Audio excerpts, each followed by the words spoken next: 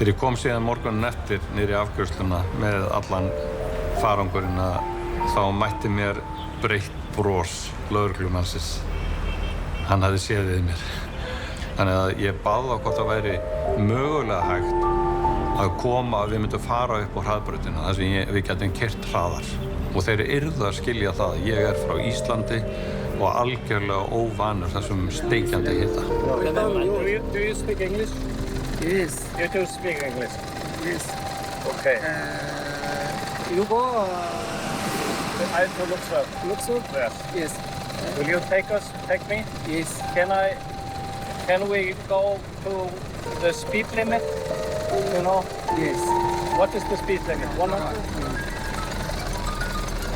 إنك ده السؤال. ده تمام. نضرب ده فيه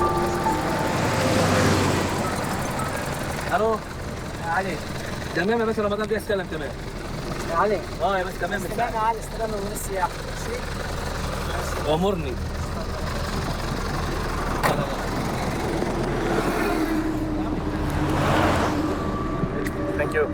Thank you.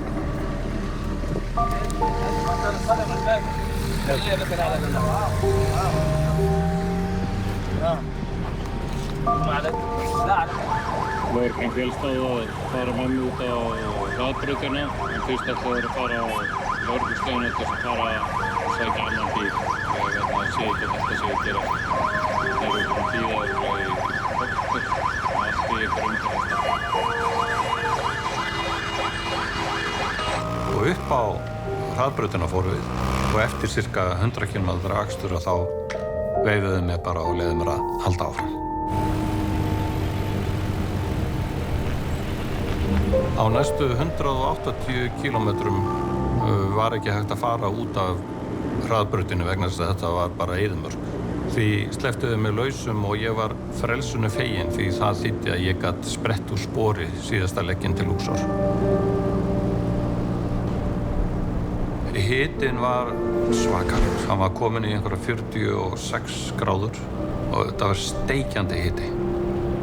Og ég sá framundan mér einhverja brú og ég hugsaði mjög gott í glóðarinnar að stoppa undir brúnni og hvíla mig frá steikjandi hita sólarinnar.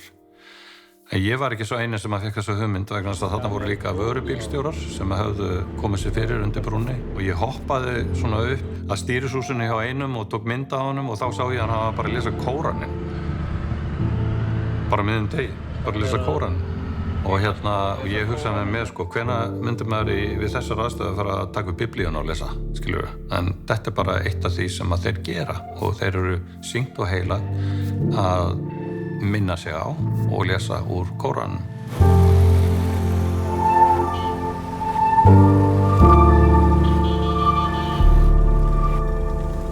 Og svo var þarna annar sem að hitaði þarna te og gaf mér og þessum vörubílstjóra sem var að lesa Kóraninn. Þetta sætt.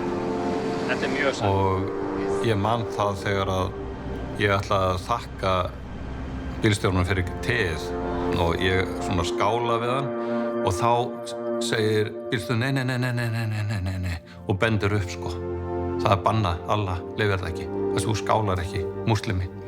Þannig að ég áttaði mikið af því en við áttum svo einstaka stundarna saman. Þetta var ekkert mjög löng stund en það var alveg hún var hlaðin einhverjum töfrum, ég get sagt sem svo.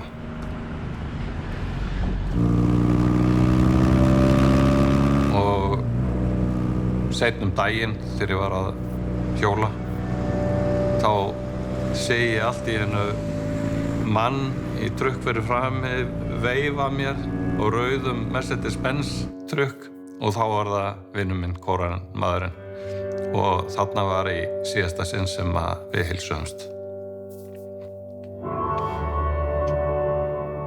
Ég hef oft hugsað til hans.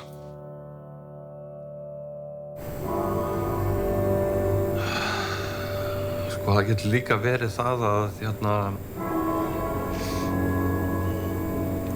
bara reynir aðeins að setja þetta í eitthvað annað samhengi. Ég náttúrulega ferðast einn heiminn, skilurðu.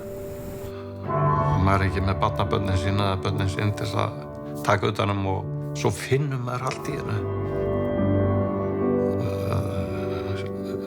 Slíkt vinar þel, þetta einhvern veginn, þetta verður svo bara sterk tilfinning.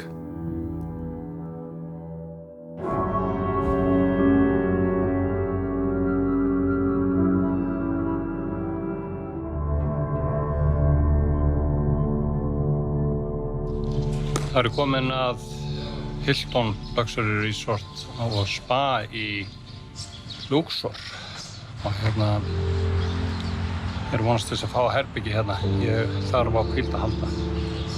Eftir síðustu daga og hitinn í dag fór hæst upp í 46,6.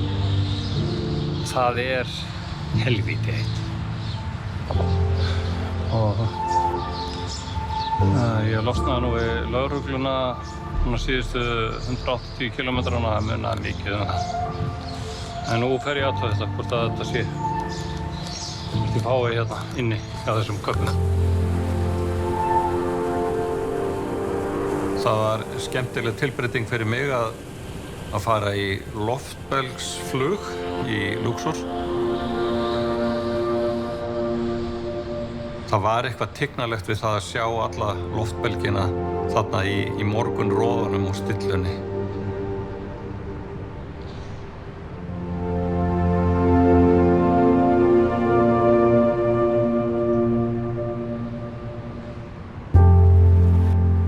Svo þegar við lentum að þá voru ungir strákar sem komu hlaupandi, ætli þeir ekki verið eitthvað 10-15 strákar komu hlaupandi og gripu í svona ákveðin handföng sem eru á körfunni undir loftbelgnum bara til þess að þyngja körfuna og halda okkur niðri.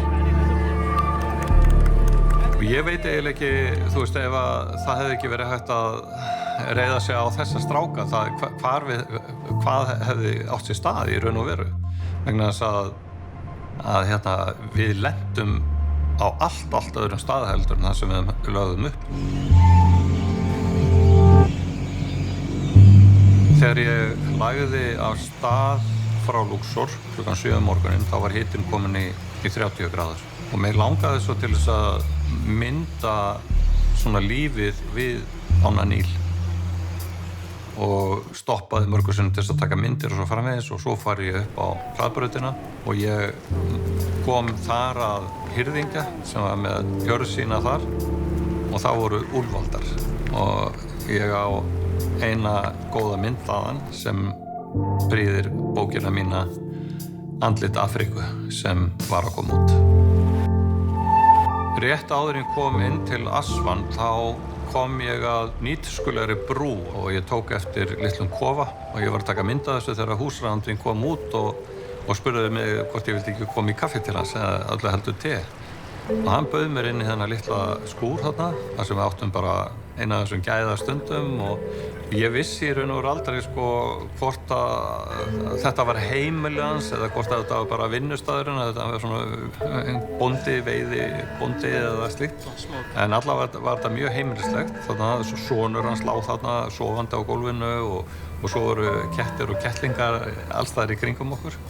En þetta var akkurat þetta myndamóment sem mig langaði til þess að fá af lífinu í kringum Níl og þarna fékk ég það heldur betur. Þegar ég stóð í undirbúningi ferðarinnar þá leitaði til margra og meðal annars til vina minns Hauks Ólafssonar og hann er víðförulmaður og hann sagði við mig: þú verður að fara á The Old Cataract hótelið í Aswan. Old Cataract hótelið er sennilega þekktast fyrir það að þarna bjó Agatha Christie þegar hún skrifaði bókina Dauðinn á Níl og þarna er verið að halda í tíðaranda þessa blómaskeiðs Agatha Christie. Og það sem jók enn frekar á þessa upplifun mína, þarna voru gestir frá Bandaríkjunum sem að hafa ástríðu fyrir fatnaði frá þessum tíma. Og meira að segja myndavélirnar voru í svona retro stíl. Þannig að þetta hótelið myndaði svo skemmtilega umgjörð utan það sem að þarna var að gerast. Á meðan ég naut allra lystisemdanna á Old Cataract lúxushótelinu þá þurfti ég líka að fara að huga að undirbúningi ferðarinnar inn í Súdan. Og ég byrjaði á því að kaupa mér náttúrulega auka bensín og huga að vatnsbirgðum og svo keypti ég mér fullt af döðlukeksi. En ég var orðinn sólkinn í egypskt döðlukeks og var nánast vann að kaupa þá í hvert skipti sem ég þurfti að tanka. Og þetta gat ég hugsað mér að taka með mér inn í Súdan sem neyðarfæðu.